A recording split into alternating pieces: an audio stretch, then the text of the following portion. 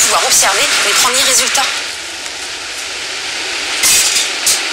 Franceline, qu'est-ce qui se passe là? Que nous disent les tests réalisés ici, à Paris Diderot? Eh bien, vous voyez ici ces grosses boules qui sont en fait des vésicules, c'est-à-dire des petits sacs rentrés dans la cellule et qui contiennent des nanoparticules de TiO2, d'oxyde de titane, et qui se sont accumulées dans la cellule. Et là, elles peuvent faire des dégâts. Et ça peut aller jusqu'à la mort de la cellule dans certains cas. D'accord. Et maintenant, sur cette étude-là, qu'est-ce qu'on voit ici? Ce sont des rats qui ont inhalé des nanoparticules d'oxyde de titane pendant 1 heure. Et au bout de 24 heures après, ça peut aller, ces particules, jusqu'au niveau des alvéoles, c'est-à-dire les petits sacs où se font les échanges gazeux, et puis ensuite traverser et passer dans le sang. Mais une fois que les particules sont passées dans le sang, elles peuvent atteindre d'autres organes? Bien sûr, ça va circuler. Et en particulier, on les trouve accumulés dans le foie, dans les reins, et puis en très très petit nombre dans le cerveau de ces rats qui ont été exposés. Mais alors, du coup, est-ce qu'on en conclut que les nanoparticules sont toxiques? Est-ce qu'il faut en avoir peur? On ne sait pas pour le moment ce qui se passe pour les nanoparticules. Ce qu'on connaît en fait des particules chez l'homme, c'est sur des expositions des travailleurs dans les mines ou bien aux particules atmosphériques. Alors là, on sait que ça peut avoir des effets chez des gens qui sont asthmatiques ou qui ont des bronchites chroniques ou bien des gens qui ont des maladies cardiovasculaires. Et ça peut provoquer des dégâts avec l'accumulation sur le long terme. Mais ce qu'on veut, nous les scientifiques et les pouvoirs publics également, c'est de faire en sorte que ce qui s'est passé, eh bien ça ne se reproduise pas avec les nanoparticules. On s'intéresse aussi à l'impact des nanoparticules sur l'environnement. On estime qu'au niveau mondial, 250 à 300 tonnes de nanoparticules d'argent sont rejetées tous les ans dans l'environnement. Si vous avez des nanoparticules d'argent sur des chaussettes, par exemple, au fur et à mesure des lavages, tout l'argent contenu ou déposé sur les fibres textiles va se retrouver dans l'environnement. Et la question actuellement est d'identifier la quantité et de se connaître l'impact. Plusieurs études en laboratoire ont déjà montré certains effets des nanoparticules sur des organismes vivants. À faible concentration et sur des temps d'exposition longs, on peut observer aujourd'hui des altérations du comportement. Par exemple, chez des poissons, on peut avoir des développements larvaires qui sont perturbés. On observe aussi des altérations de la nage. Globalement, une fois disséminées dans l'environnement, on ne sait pas comment ces nanoparticules vont vraiment se comporter. Vont-elles s'agglomérer entre elles? Vont-elles capturer d'autres polluants et augmenter leur toxicité? Il reste encore beaucoup d'inconnus. Décidément, on n'a pas fini de s'interroger sur les qualités et les défauts des nanoparticules. Surtout qu'aujourd'hui, les industriels sont aussi capables de... Pour les poumons, les gaz d'échappement sont aussi dégradés par des nanoparticules métalliques intégrées dans les pots catalytiques. Grâce à des nanoparticules, on va aussi augmenter le rendement des batteries des voitures électriques qui pourront parcourir de plus longues distances. L'utilisation de toutes ces particules à l'échelle nanométrique permet en plus de faire des économies de matière et de baisser les coûts de production. Dis la petite voix, Oui. ça te plairait de les voir de très près, nos nanoparticules de TiO2? Oh oui! Eh bien, c'est possible grâce à cet appareil. C'est un microscope électronique à transmission.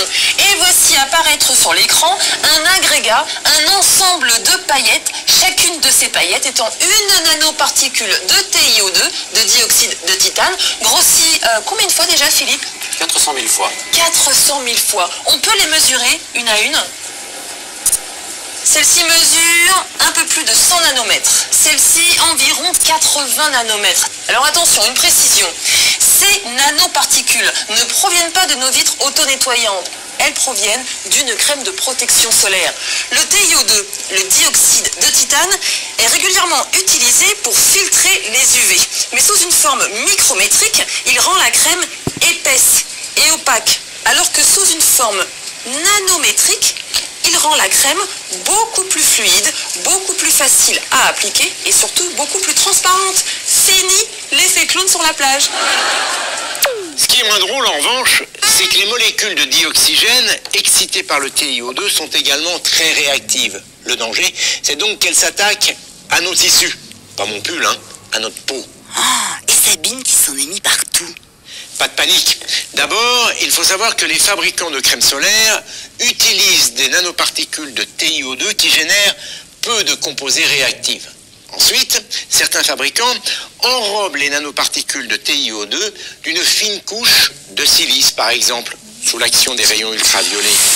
Des électrons sont toujours libérés, mais grâce à cette enveloppe, vous le voyez, ils restent prisonniers, ce qui évite la formation de composés réactifs comme le dioxygène. De cette manière, la peau est donc a priori protégée. Des recherches au niveau européen ont démontré que sur une peau saine, ces nanoparticules ne présentaient pas de danger car elles restent au niveau des cellules mortes qui composent les couches superficielles de l'épiderme. En revanche, il faut être plus prudent pour des peaux allergiques ou brûlées par le soleil. Car dans ce cas, il n'est pas exclu que ces nanoparticules de dioxyde de titane pénètrent plus profondément. Des études complémentaires doivent être menées. Les nanoparticules sont-elles toxiques pour l'homme? C'est ce qu'on cherche à savoir dans ce laboratoire de l'Université Paris Diderot. Sous ce microscope, regardez, voici des cellules humaines provenant des bronches, des cellules bronchiques. On va les utiliser pour savoir ce qui se passe à l'intérieur du système respiratoire une fois qu'on a inhalé, respiré des nanoparticules. Ici, Sonia est en train d'ajouter au fond de chacun de ces puits, déjà distingue bien, fixés à la surface du verre, toute une série de petits grains. Chacun de ces grains est une nanoparticule de TiO2 qui ne dépasse pas 10 nanomètres de diamètre. Première phase de l'expérience. On dépose sur chacune des plaques une encre contenant du bleu de méthylène. Jamy. Deuxième phase de l'expérience. On expose ces plaques à un rayonnement ultraviolet qui simule la lumière du soleil. Troisième phase, on attend. Ici, on a accéléré le phénomène qui dure normalement quelques minutes. Résultat, sous l'action des ultraviolets, regardez, les nanoparticules de TiO2 ont dégradé le bleu de méthylène. La vitre, Jamy, s'est nettoyée toute seule. Que s'est-il passé sur la vitre de Sabine? Eh bien d'abord, il faut savoir que l'on n'utilise pas n'importe quel type de matériaux pour produire des nanoparticules. Sabine l'a montré, ces matériaux sont réactifs. Qu'est-ce que ça veut dire? Eh bien, comme tous les matériaux qui nous entourent, ils sont constitués d'atomes, des grains de matière qui se présentent sous la forme d'un noyau autour duquel gravitent des électrons. Eh bien, s'ils sont réactifs, c'est parce qu'ils ont naturellement tendance à libérer ou à acquérir un électron. Quand ces atomes se trouvent au cœur du matériau en question, comme ici, eh bien, ils vont échanger ces électrons avec leurs semblables. En revanche, quand ils se trouvent en surface, comme sur la vitre de Sabine, eh bien, ils n'ont plus suffisamment de semblables avec qui échanger des électrons. Par conséquent, ils vont les échanger avec des atomes présents dans l'environnement, des atomes d'oxygène présents dans l'air, par exemple. Eh bien, c'est ce qui s'est passé avec la vitre de Sabine. Reprenons.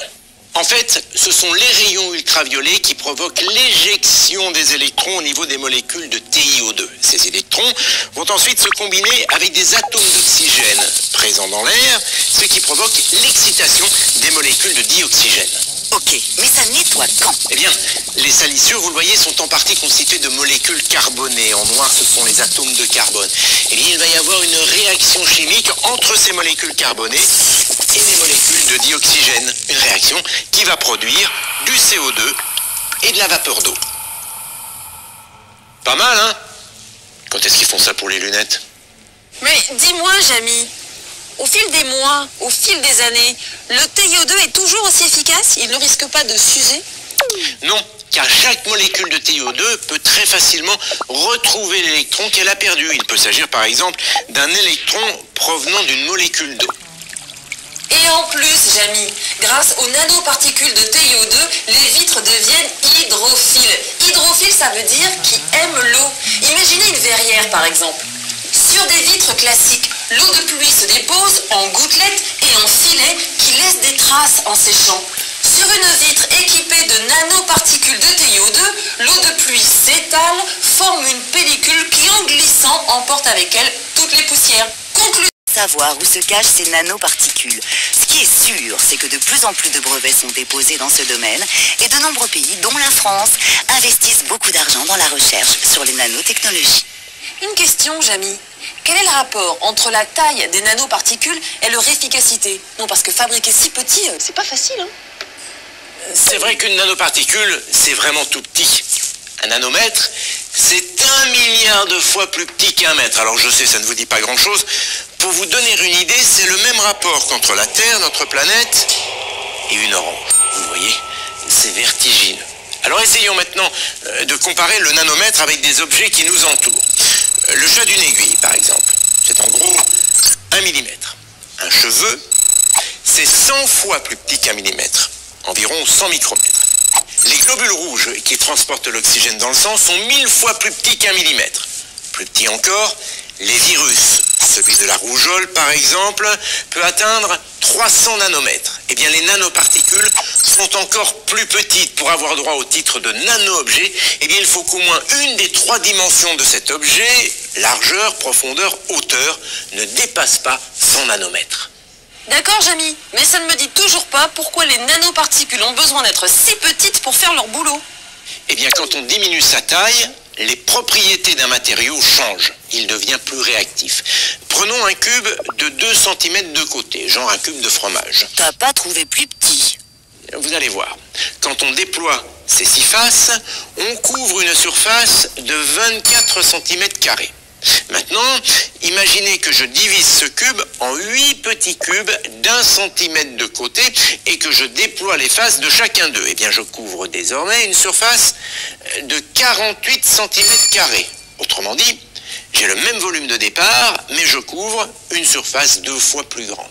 Si je renouvelle l'opération, que je divise chaque cube en 8 petits cubes dont je déploie les faces, eh bien je couvre une surface de 96 cm². Je double encore la surface d'échange. Eh bien si on renouvelait l'opération jusqu'à obtenir des cubes de 100 nanomètres de côté, eh bien on couvrirait une surface de 48 000 m². Vous vous rendez compte? Avec un cube de 2 cm de côté seulement, on peut couvrir une surface de 48 000 m². 48 000 m²? J'ai un peu de mal à me rendre compte quand même. Vous allez voir. Non, Jamy, non, mais tu sors? C'est comme si mon cube de fromage de 2 cm de côté recouvrait une surface équivalente à 5 terrains de foot comme celui-ci. Oh, c'est énorme, Jamy! Et c'est justement cette propriété, une grande surface d'échange, qui intéresse les industriels. Nous sommes ici au centre de recherche de Saint-Gobain, où grâce aux nanoparticules, on a mis au point des vitres auto-nettoyantes. Venez, on va faire une petite expérience. Pour du maquillage, par exemple, on parle d'une véritable révolution technologique. Eh, doucement, Sabine, t'emballes pas, hein. Il y en a aussi qui se posent pas mal de questions sur leur impact, sur la santé, sur l'environnement. Tu sais quoi, Jamy? On va essayer d'y voir plus clair. Allez, rejoins-moi. Bonne idée. Allez, Marcel, à la chasse aux nanoparticules. Les nanoparticules. Il y a quelque chose de noble là-dedans.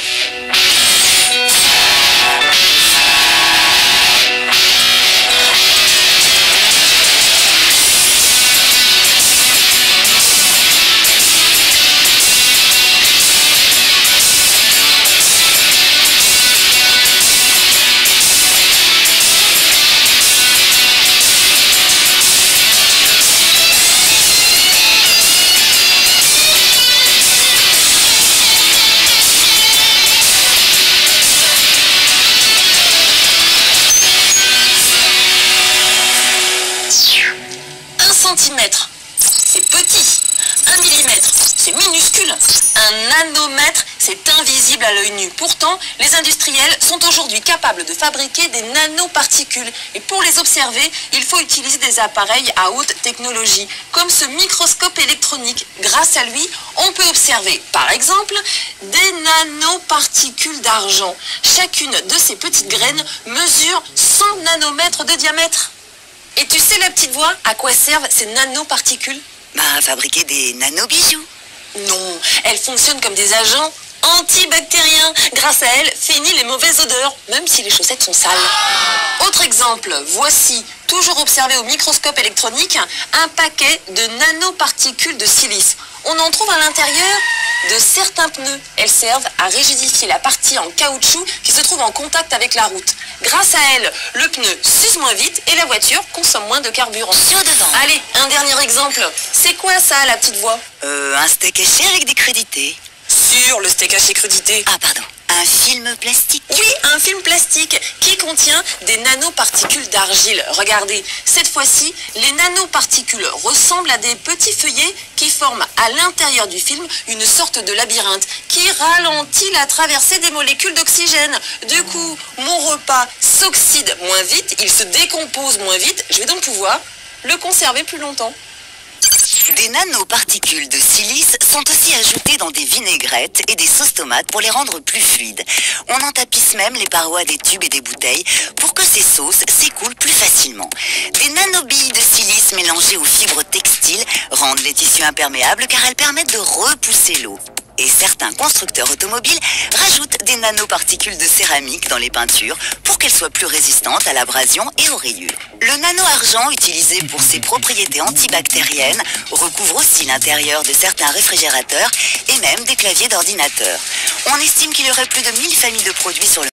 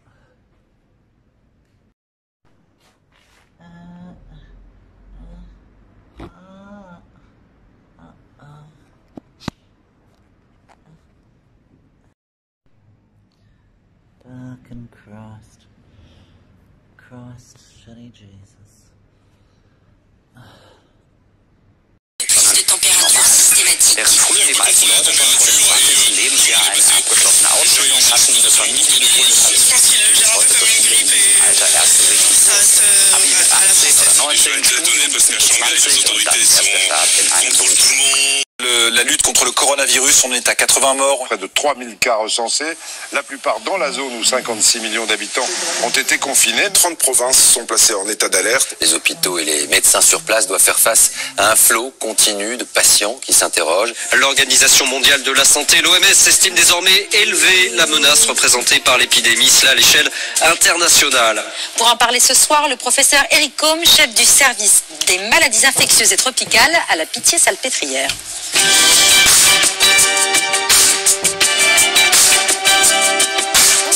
Bonsoir Eric Combe. Merci de votre présence ce soir, je vous en prie. Bonsoir. Installez-vous. Le nombre de cas de coronavirus devrait prochainement augmenter en France, annonce faite hier par Agnès Buzyn. Mais il faut se montrer rassurant. Vous voulez éviter, vous, toute panique. Le risque d'attraper ce coronavirus en France reste faible. Au jour d'aujourd'hui, oui, certainement, très faible. On a vu pourtant ce week-end des masques pris d'assaut dans les pharmacies, des centaines d'appels au SAMU, de personnes inquiètes, 150 à 200 par tranche de 24 heures. Des appels, pourquoi? Parce qu'on attend un colis d'Amazon qui vient de Chine ou parce qu'on va au restaurant chinois. C'est ce genre d'appels qui sont passés aujourd'hui au SAMU. Il ne faut pas appeler le SAMU pour ça. Dans quelles conditions uniquement appeler le 15? Si on revient de Chine, et que dans les 15 jours où on revient de Chine, et plus particulièrement de la région de Wuhan, on a de la fièvre, ou des douleurs musculaires, ou de la toux. Uniquement dans ces cas-là. Le reste du temps, on ne cède pas à la panique. Ah non, c'est très important. Surtout pas. Il n'y a aucune raison de céder à la panique pour le moment. Pourquoi il n'y a aucune raison? Parce qu'il est moins virulent qu'on le pensait, que les 3 cas confirmés en France sont sans gravité? Non, mais c'est surtout parce qu'il n'y a que 3 cas en France. Donc le virus ne circule pas actuellement en France. C'est absolument pas la peine de s'angoisser. Et puis le patient bordelais de 48 ans qui est l'un des patients confirmés contaminés par le coronavirus est dans un état parfaitement stable. Il n'est pas guéri. Il s'est confié à Sud-Ouest ce week-end. Ici, toutes les personnes qui entrent sont en combinaison avec des masques, des gants, des lunettes. Nous n'avons aucun contact physique, ajoutant qu'il n'a aucun traitement, mis à part du Doliprane pour faire baisser la fièvre. Du paracétamol, vous voulez dire? Du paracétamol, excusez-moi.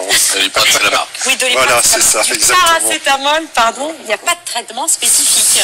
Non, il n'y a pas de traitement de cette maladie, donc on traite les symptômes et on pallie au déficit de la fonction respiratoire si jamais il y a des problèmes de gravité. Et ça paraît suffisant, du paracétamol, pour s'attaquer à une sorte de grippe, quoi? Non, la paracétamol, c'est pour la fièvre, hein, et puis les douleurs musculaires, quoi. C'est uniquement un traitement symptomatique, c'est pas du tout un traitement du virus en lui-même. Les Chinois sont en train d'essayer un traitement du virus en lui-même, avec de l'interféron. Mais on ne sait pas si ça marche ou pas. Qui avait été utilisé... Il y a un très vieux médicament qui avait été utilisé déjà à l'époque du sida. Du sida. Ouais, du sida déjà. Ouais. Depuis l'annonce de ces 3 cas sur le territoire, le gouvernement a mis en place un dispositif de crise pour éviter toute propagation, notamment la mise en place d'une équipe médicale d'accueil à l'aéroport de Roissy. Le dispositif d'accueil a été renforcé. Distribution de consignes à tous les passagers, mais pas de prise de température.